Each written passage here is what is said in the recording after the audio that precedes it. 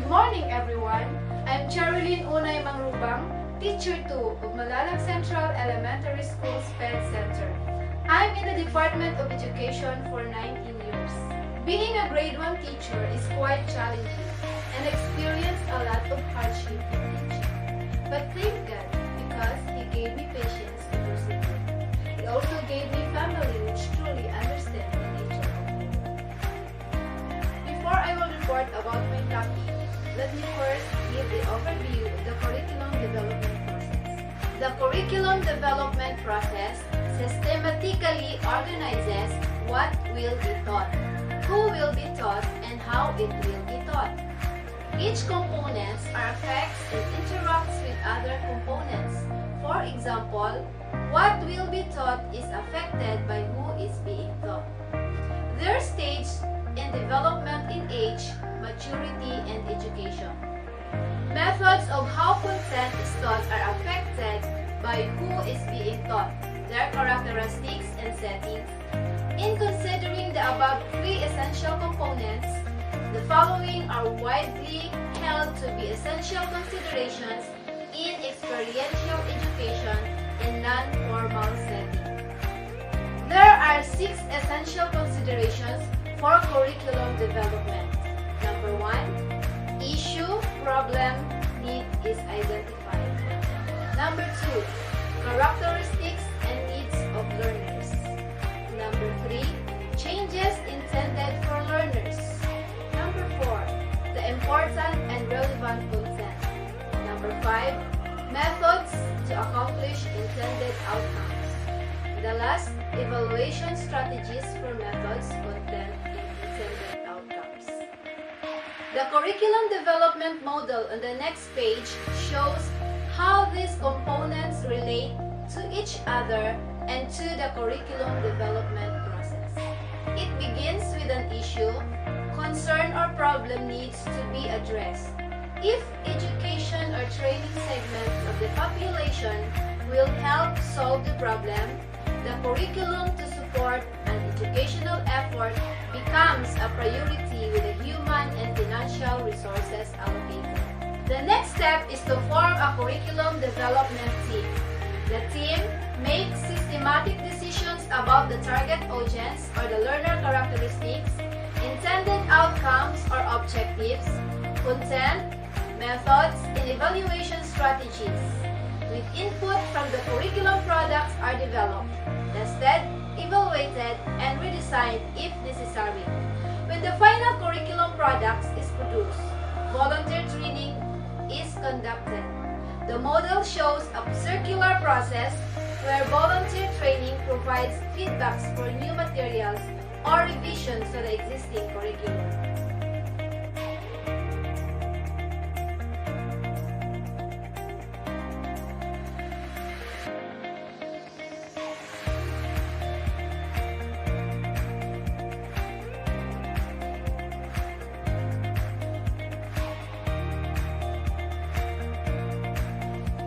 Today, I am going to report about one of the processes of the component of an effective curriculum development process under planning, assessing needs and issues. The development of an effective curriculum guide is a multi-step, ongoing and cyclical process.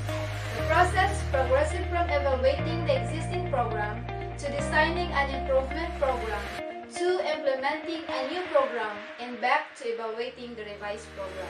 But first, we have to know what is planning. What is planning? Why do we have to plan? Planning is a process of thinking about the activities required to achieve a desired goal. It is the first and foremost activity to achieve desired results. It involves the creation and maintenance of a plan. There should be sustainability and consistency in planning. The planning phase lays the foundation for all the curriculum development steps. The steps in this phase includes assessing needs and issues. What is assessing needs and issues all about? Curriculum development should be viewed as a process by which meeting student needs that leads to improvement of student learning.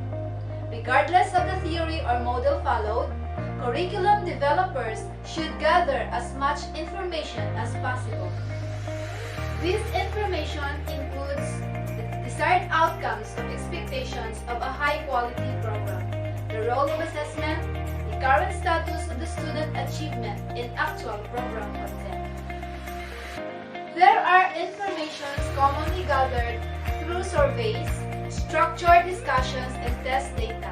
What are those? Teacher analysis of the present curriculum to identify strengths, weaknesses, omissions, and/or problems. Sample lesson that illustrate the implementation of the curriculum.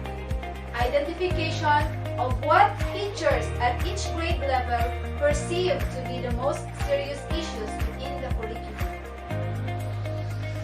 Assessing needs is a systematic approach to studying the state of knowledge, ability, interest, or attitude of a defined audience or group involving a particular subject. Can be an effective tool to clarify problems and identify appropriate interventions or solutions. By clearly identifying the problem, it is a systematic process for determining and addressing the needs or gaps between current conditions and the desired conditions for one. Whatever the particular circumstances, an effective curriculum development process usually entails a structured need assessment to gather information and guide the curriculum development process. Why is it important? It is important because it helps to determine the gaps that are preventing from reaching its desired goals. It is a process to look into the needs of the student that leads to their improvement. What are the two phases in the needs assessment process? The first is procedures for conducting a needs assessment. Analysis is the second part of this needs assessment step. Describes techniques on how to use the data and result of the information gathered. The information should also consider the concerns and attitudes of teachers, administrators, parents, and students.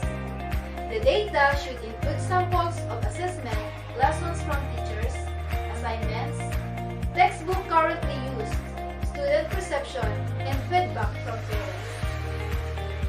Armed with a common set of understanding that arise from the identification of issues and trends, a curriculum development committee is wise to conduct a needs assessment to best ascertain the perceptions, concerns, and desires of each of the stakeholders in the process. By examining this data carefully, it may reveal key issues that should influence the curriculum design. For example, teachers may be dissatisfied with older content and techniques in light of recent research. Test scores may be declining or lower than expected in some or all areas. Teachers may not have materials or may not know how to use the materials to enhance the understanding of pupils. Teachers may want to make far greater use of technology to enhance learning. Teacher may be looking for ways to increase the amount of interdisciplinary work in which students are engaged. Students may express a need for different and enriched curricular opportunities.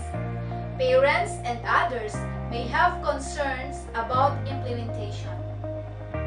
Whatever the particular circumstances of an effective curriculum development process, usually entails a structured needs assessment to gather information and guide the curriculum development process. The data collected from the needs assessment in conjunction with information obtained from research and various resources become the basis upon which the entire written curriculum from philosophy to goals to assessment is then built. That's all about my report.